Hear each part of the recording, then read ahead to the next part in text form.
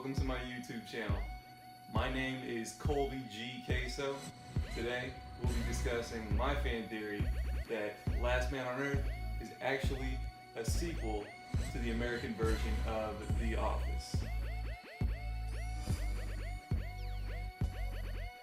Michael Scott and Philip Tandy Miller are the same guy. They've made literally word for word the same jokes as each other. God, thought it'd be harder than that. Well, hey, that's what the bee said. At least we put this matter to bed. That's what she said. You got your little breathalyzer. Breathalyzer? I hardly knew Elizer. Cut off in a baler. Baler? I hardly know her. On my way out now. Bye-bye, Tandy. Well, here he is right now. Come in.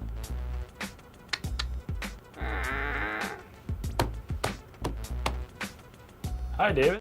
They both turn into bumbling idiots around beautiful women. Well, I was a real estate agent. So if you're looking to move, right now is the buyer's market.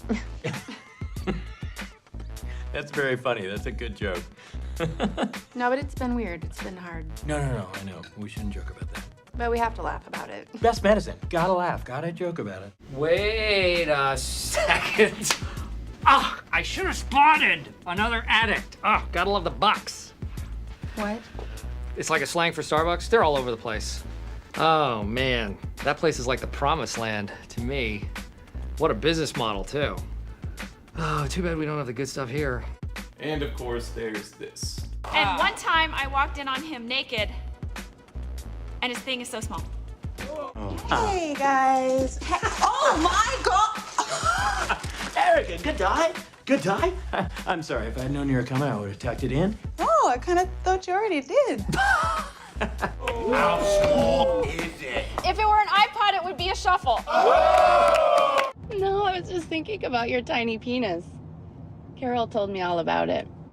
Also in the show, we have characters Danny Cordray and Phil Stacy Miller. These guys are clearly the same guy. And both Phil Stacy Miller and Danny Cordray are probably the most valuable people in their respective groups. Oh, you know, riding around in a garbage truck sort of inspired me to build this. It's a flash heater connected to a water reservoir. I jacked up the water pressure. Basically, it feels like a shower. We're going to deliver to you on weekends. That's very generous, but... And you know what else we're gonna do? I can't believe I'm gonna say this. We are going to offer you our paper at cost. I know. I could get in a lot of trouble for this, so you better shake my hand right He's now. not kidding. Shake it, shake it. Michael, I'm going with Danny. Phil Stacy Miller and Danny Cordray are both loved by the women. Say hello to Danny. Me. He reminds me of somebody. Can anybody guess who that is? Josh Duhamel. Yeah, I can see. Y'all are welcome to use it anytime you want to. Well, I might just take you up on that offer because I am very, very dirty. We should think of this as a first date. I think it's going very well. How about you? Real well. Feels more like a third date to me. There you go. Meredith Palmer and Gail Klosterman are also the same person. They both like to drink. I'm bringing a little wine to the bonfire. Figure we can just burn this barrel after we tap it. This is equal parts Scotch, absinthe, rum, gin, vermouth, triple sec, and 2 packs of Splenda. Call it a one of everything.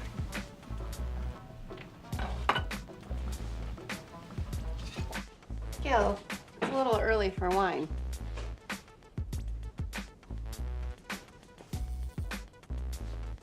But one of the strongest connections of this theory is Meredith had a son who was a troublemaker. They want how many spiral packs? 50. I over-ordered because they had a back order. Okay. I got permission to bring Jakey into work, which is great because he got suspended this week and now I don't have to pay for a sitter. And in this scene, we find out that Gail used to have a son. I had a son, and he died. Was it the virus? No. As you saw in that scene, Gail used to have a son. She had a son who died, but not because of the virus. we see the younger version of this son who got suspended from school. He's a troublemaker and a delinquent. Probably somebody who's going to get his ass in trouble in his teens and 20s. Then we find out from Gale that boy died, and not because of the virus. Clearly, they're talking about the same kid. Then you have Lewis and Oscar. Those guys are the same guy. They're in a mostly white group of people, and neither of them are white. And we know that they're both... No, Tandy. I'm gay. Yes, I'm gay. Also, we know that they both have Caucasian significant others. Oh, yes.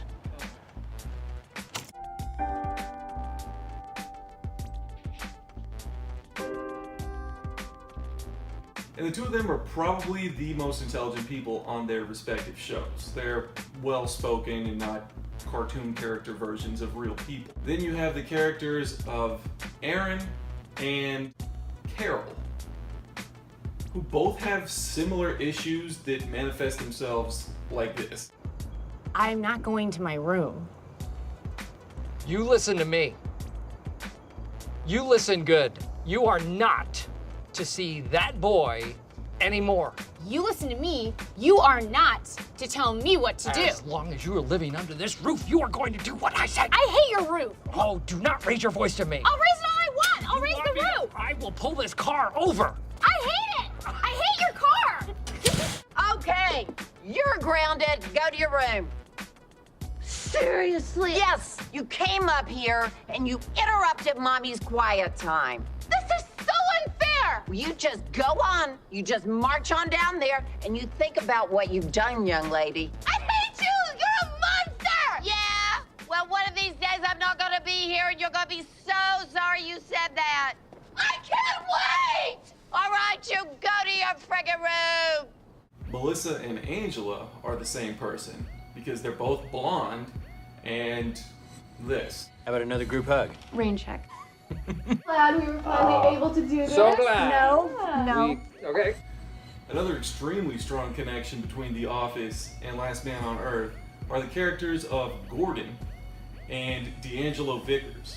You might not remember either one of these characters, but they kind of look alike, first of all. And in Gordon's only scene on Last Man on Earth, this happens. Boo! God, you scared me.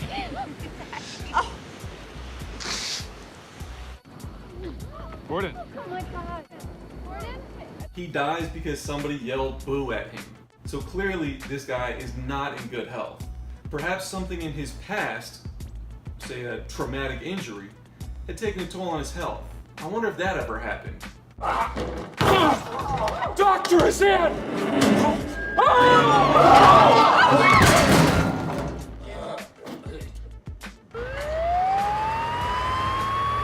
Todd Rodriguez is Kevin Malone because they're both fat, bald. Erica is Nellie from The Office because they both have accents. Those connections aren't really that strong, I know. Now, I know a lot of you are probably thinking, well, duh, Mike Miller is Jim Halpert. And I kind of get that. The two guys kind of look alike. And there's this. Did you give yourself a little haircut there? No, this is actually Mike's work, I believe. Am I right there, Mike? Oh, yeah, no, it sure is.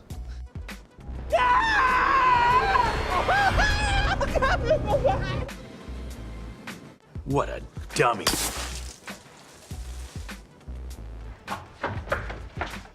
You friggin' smurfed me! This morning, I found a bloody glove in my desk drawer, and Jim Halpert tried to convince me I committed murder. I think he may be the real murderer.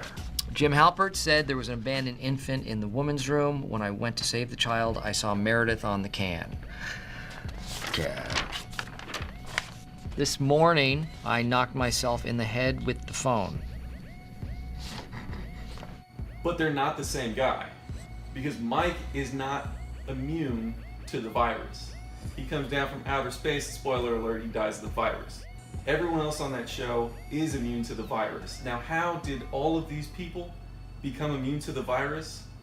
It's explained in this clip from The Office. Should really have the office's air quality tested. I mean, we have radon coming from below, we have asbestos in the ceilings.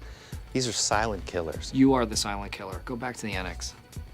You'll see. So clearly, there's something going on with the air at Dunder Mifflin. Now, the way that immunization works, you know what? Let's just have Dwight Schrute explain. The principle is sound.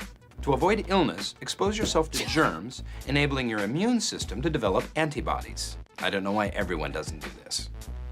Maybe they have something against living forever. So there you have it. Last Man on Earth is a sequel to The Office because of the air quality in Dunder Mifflin and Scranton rendered everyone at that office immune to the virus. What other proof do you need?